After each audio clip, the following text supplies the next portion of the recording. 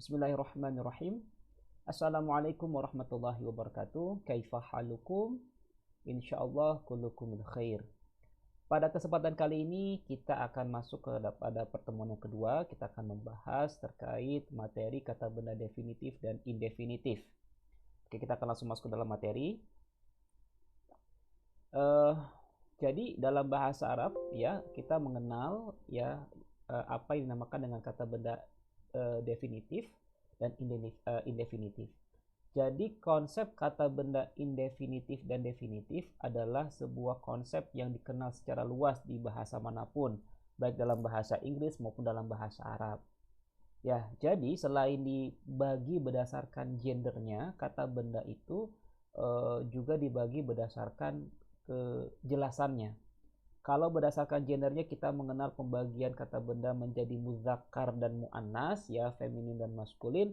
Sedangkan dalam kejelasannya, kejelasan penunjukannya, maka kata benda dibagi menjadi dua macam, yaitu kata benda definitif atau yang disebut dengan ma'rifah dan kata benda indefinitif atau nakirah. Nah, lalu apa sih yang dimaksud dengan kata benda definitif atau ma'rifah itu dalam bahasa Arab?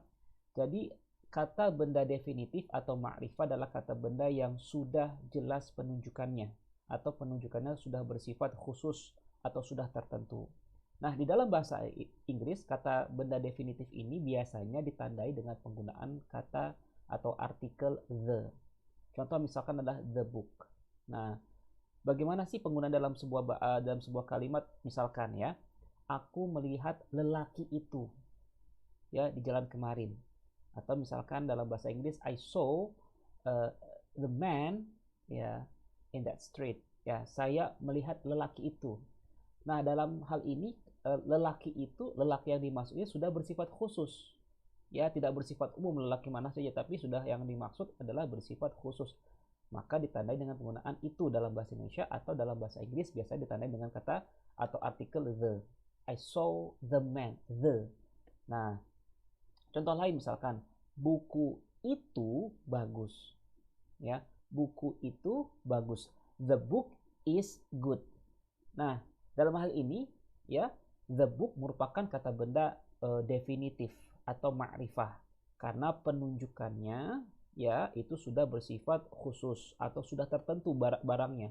Kita nggak mungkin kan menjelaskan suatu benda, misalkan kalau benda itu belum jelas buku mana yang dimaksud. Ketika kita bicara buku itu bagus, berarti bukunya sudah tertentu, bukan buku yang sifatnya masih umum. Nah, sedangkan kata benda tak tentu atau indefinitif adalah kata benda yang penunjukannya masih bersifat umum atau yang dikenal dalam bahasa Arab disebut dengan nakiroh. Nah, di dalam bahasa Inggris biasanya penggunaan kata benda indefinitif ini ditandai dengan artikel Contoh misalkan a book atau a boy. Ya, aku melihat seorang lelaki di malam itu. I saw a man. Lelaki di sini sifatnya masih umum. Kita tidak menunjuk secara khusus lelaki mana yang dimaksud. Nah, contoh lagi misalkan ini adalah sebuah buku. Nah, sebuah buku di sini sifatnya tidak fungsinya bukan menunjukkan secara khusus buku yang mana, tapi hanya menunjukkan jenis, bahwasanya benda yang ditunjuk itu adalah merupakan sebuah buku, bagian dari buku atau jenis buku. Jadi belum bersifat khusus penunjukannya. Jadi konsep bahasa ini ya, definitif dan indefinitif ini itu ditemukan hampir di seluruh bahasa. Cuman ekspresinya itu berbeda-beda. Ada yang menggunakan artikel dalam bahasa Inggris pakai the dan atau menggunakan itu dan sebuah misalkan dalam bahasa Indonesia. Nah, dalam bahasa Arab ya, kata benda tentu atau ma'rifah itu ditandai dengan penggunaan alif lam. Nah, alif lam itu adalah ini nih, alif lam ya, alif dan lam. Nah, jadi ya kalau kita ingin membentuk sebuah kata benda ya, membentuk sebuah kata benda tertentu atau ma'rifah, maka kita menambahkan alif lam ya, kita menambahkan alif lam setelah kata sebelum kata bendanya. Contoh misalkan al-kitabu. Nah, al-kitabu di sini adalah kitabun ya yang ditambahkan dengan alif lam, maka dibaca menjadi al-kitabu. Nah, al-kitabu artinya buku itu, ya. Jadi, artinya buku itu. Jadi fungsi alif lam dalam hal ini seperti kata itu di dalam buku itu. Nah, jadi alif lam dalam hal ini membentuk atau menjadikan sebuah kata menjadi definitif atau ma'rifah. Contoh lain misalkan ya, as-saburatu, ya. As-saburatu. Di sini ya kata saburotun itu diawali dengan penggunaan alif lam. Nah, alif lam ditambahkan dengan saburotun maka menjadi as-saburatu. Ya. Yang perlu diperhatikan adalah ya, ketika sebuah kata benda telah ditambahkan alif lam di depannya, maka akhiran dari kata benda tersebut tidak lagi dhammah tain, tetapi dia harus berharokat dhammah seperti ini, ya. Jadi, tanda bahwa sebuah kata benda itu merupakan kata benda definitif adalah dia menggunakan alif lam dan ujung harokatnya adalah dia menggunakan dhammah. Contoh lagi misalkan as-saburatu. Ya, di sini sudah menggunakan alif lam maka ujung kata bendanya dia menggunakan dhammah. Nah, mungkin teman-teman bertanya, kenapa kalau yang pertama lamnya itu dibaca secara jelas al-kitabu? Sedangkan yang kedua, alif lamnya tidak dibaca secara jelas. Justru seakan-akan hilang dan melebur kepada huruf selanjutnya. As-saburatu. Nah, inilah yang dinamakan dengan huruf alif lam syamsiyah yang nanti akan saya jelaskan secara lebih mendetail. Ya, jadi dalam huruf alif lam syamsiyah itu lamnya tidak dibaca secara jelas karena dia bertemu dengan huruf-huruf syamsiyah. Oke. Oke.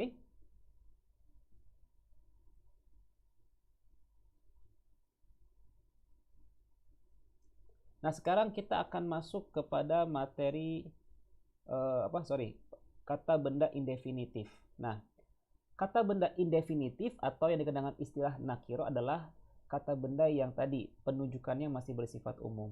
Nah, kata benda indefinitif atau nakiro dalam bahasa Arab itu ditandai dengan penggunaan dhammah tain dan tidak dibubuhkannya alif lam pada benda tersebut. Contoh kitabun. Kitabun ya, di situ disebut dengan kata benda indefinitif atau nakirah. Ya, disebut dengan nakirah karena dia tidak menggunakan alif lam dan ujung harokatnya adalah dhammah tain. Nah, kitabun artinya sebuah buku. Ya, atau a book kalau dalam bahasa Inggris. Ya, jadi di situ ya kata fungsi dari harokat dhammah tain itu adalah untuk menunjukkan bahwasanya benda itu masih bersifat umum, ya. Saburotun, ya, di situ ada ujung unnya itu untuk menunjukkan bahwasanya benda tersebut ya masih bersifat umum atau indefinitif atau nakirah di dalam bahasa Arab. Nah, ini adalah contoh bagaimana kita merubah dari kata benda yang sifatnya indefinitif nakirah menjadi definitif ma'rifah. Contoh ya, alif lam plus kitabun. Kitabun ini adalah kata benda nakirah atau indefinitif. Kemudian ditambahkan alif lam setelah apa sebelumnya di awalnya, maka dia menjadi al-kitabu. Perhatikan, maka ujungnya menjadi dhammah, tidak lagi dhammah tain. Ini sangat penting teman-teman untuk diperhatikan bahwasanya ketika sudah menggunakan alif lam maka tidak boleh lagi menggunakan dhammah tain, dia harus hanya menggunakan dhammah. Kursiyun ya ditambahkan dengan alif lam menjadi al-kursiyu. Perhatikan ujungnya tidak lagi menjadi dhammah tain tapi dhammah. Kemudian saburotun ya ditambahkan alif lam maka dia tidak lagi menggunakan dhammah tain tapi hanya menggunakan dhammah as-saburatu. Nah, tadi sempat saya singgung ya, kenapa kok di sini alif lamnya tidak dibaca sedangkan yang di atas al-kitabu al-kursiyu lamnya dibaca secara jelas, sedangkan as-saburatu lamnya tidak dibaca dengan jelas. Nah, inilah yang dinamakan dengan hukum alif lam syamsiyah. Jadi kalau ada alif lam bertemu dengan huruf-huruf syamsiyah seperti ini, ta, sa, da, za, ra, za, sin, shin, sod, dot, ta, dha, lam, nun, maka huruf alif lamnya tidak dibaca. Contoh alif lam bertemu dengan huruf ta. at-tirkatu. Maka tidak dibaca sebagai al-tirkatu. Tidak boleh, tetapi lamnya harus melebur. Nah, sebagai konsekuensi dari meleburnya alif lam ini, maka huruf syamsiahnya itu ditasydidkan, dibaca tasydid. At-tilmidu,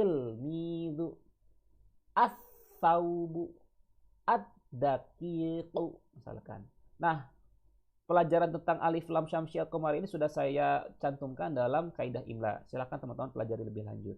Nah, jadi huruf syamsiah ya secara ringkas adalah huruf yang disebut dengan huruf matahari, di mana kalau ia bergabung atau dihubungkan dengan alif lam, maka huruf-huruf tersebut, huruf alif lamnya tidak akan dibaca ketika bertemu dengan huruf-huruf syamsiah ini. Sedangkan huruf komariah adalah ketika dia bertemu dengan alif lam, maka alif lamnya wajib dibaca secara jelas. Itu namanya alif lam komariah atau huruf-huruf komariah. Nah, lalu bagaimana sih kita menggunakan ya yang namanya kata benda definitif ini atau ma'rifah dengan kata benda indefinitif atau nakirah. Jadi dalam sebuah kalimat sempurna, kata benda tertentu atau ma'rifah itu digunakan sebagai subjek. Sedangkan kata benda tak tentu atau nakirah digunakan sebagai predikat. Nah, jadi kedudukannya kata benda definitif atau ma'rifah itu adalah sebagai subjek. Kita tidak boleh membentuk sebuah kalimat sempurna di mana subjeknya menggunakan kata benda tak tertentu atau nakirah. Itu salah. Di bahasa manapun, dalam bahasa Inggris, bahasa Indonesia, yang namanya subjek dia harus kata benda definitif atau ma'rifah dalam bahasa Arab. Sedangkan untuk predikat dia wajib menggunakan kata benda indefinitif atau nakirah.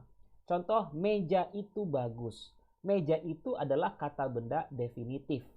Ya, kata benda ma'rifah. Wajib sebuah subjek itu dia harus menggunakan kata benda definitif. Nah, contoh dalam hal ini hadza kitabun. Hadza itu adalah subjek itu. Kitabun adalah predikat. Nah, karena dia predikat, maka kita menggunakan kata benda indefinitif atau nakirah. Hadza kitabun, ini sebuah buku, atau this is a book. Nah, a book, sebuah dalam bahasa Arab ya ditandai dengan penggunaan dhammah tain dan tidak ada alif lam. Sedangkan contoh yang kedua tadi misalkan al kitabu jayyidun, buku itu ya bagus. Al kitabu di sini adalah kata benda ma'rifah atau kata benda tertentu. Ya, maka dia wajib menggunakan alif lam dan ujungnya tidak menggunakan dhammah tain atau dhammah saja. Jadi sekali lagi yang namanya subjek dia itu harus ma'rifah, sedangkan kalau misalkan dia predikat kata bendanya maka dia harus nakirah atau kata benda indefinitif. Contoh dalam sebuah percakapan ya, ma hadza ya. Ma hadza, hadza kitabun. Ya, apa ini? Ini buku atau ini sebuah buku. What is this? This is a book. Nah, artinya sebuah buku. Kitabun di sini fungsinya sebagai predikat kedudukannya. Maka dia harus berbentuk kata benda indefinitif atau nakirah. Tapi kalau yang kedua, kaifal kitabu, bagaimana buku ini? Jawabannya al-kitabu jayyidun. Ya, buku itu bagus. Ada kata itunya atau the book is good. Maka ya ketika dia menjadi subjek maka harus ma'rifah atau kata benda tertentu. Nah, sekarang saya akan memberikan contoh bagaimana menggunakan kata benda tertentu dan tak tentu ini dalam kata keterangan tempat.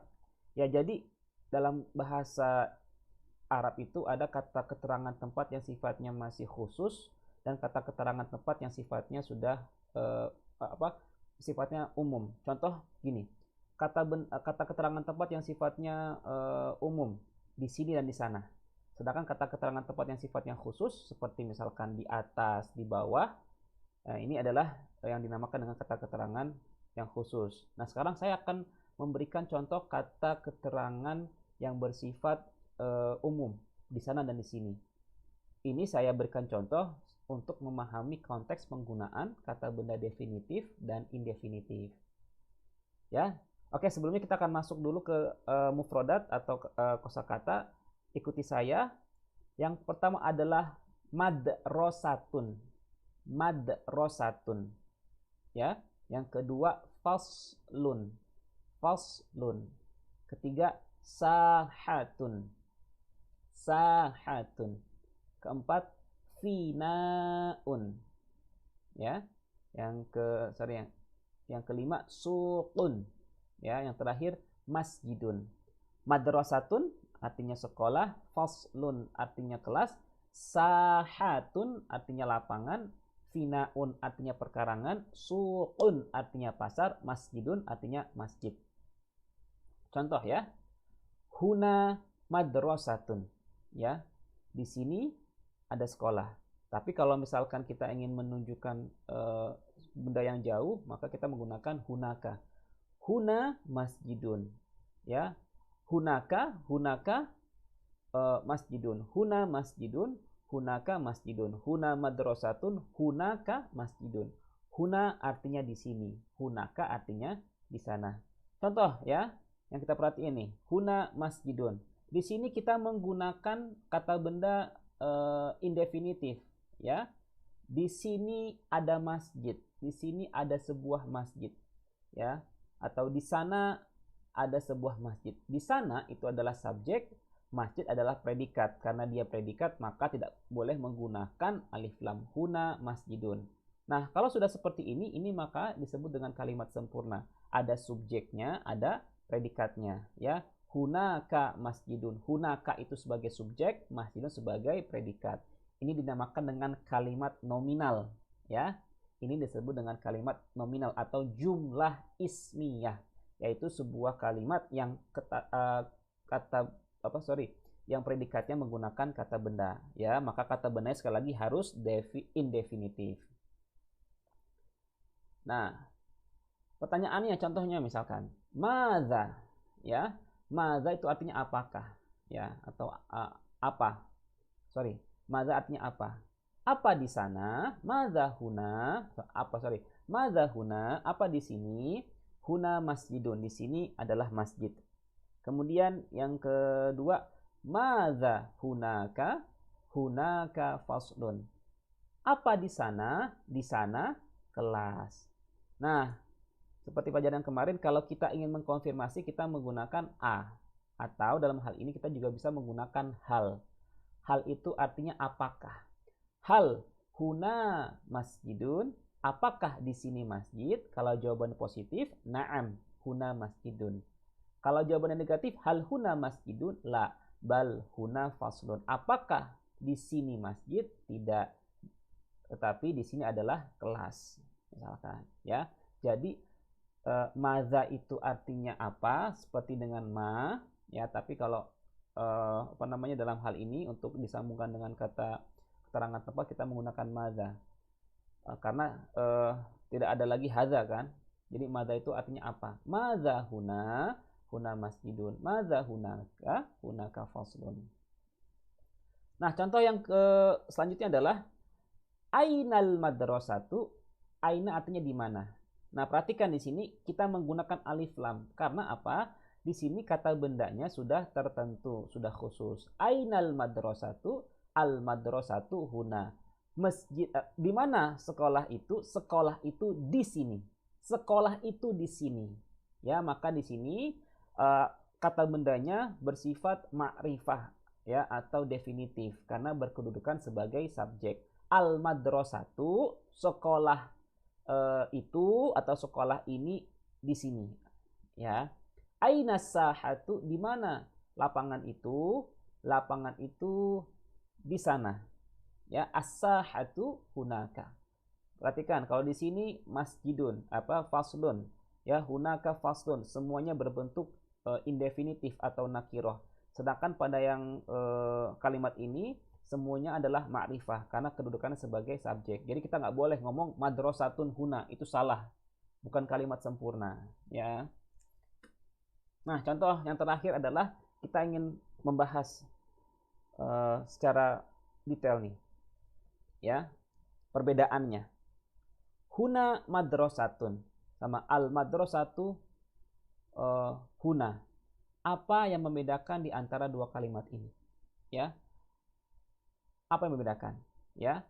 Yang membedakan adalah bahwasanya kalau yang pertama ya, kata bendanya ini bersifat indefinitif atau nakiroh karena berkedudukan sebagai predikat, sedangkan pada kalimat yang kedua kata bendanya berkedudukan sebagai subjek ya, maka dia berbentuk ma'rifah atau kata benda tertentu gitu. Jadi sekali lagi teman-teman harus bisa membedakan antara kata benda definitif dan indefinitif, antara ma'rifah dan nakirah, dan bagaimana menggunakannya di dalam sebuah kalimat sempurna. Intinya kata benda definitif digunakan sebagai subjek, sedangkan kata benda indefinitif atau nakirah digunakan sebagai predikat. Ini saja, semoga teman-teman bisa memahami secara baik. Kurang lebih mohon maaf. Wassalamualaikum warahmatullahi wabarakatuh.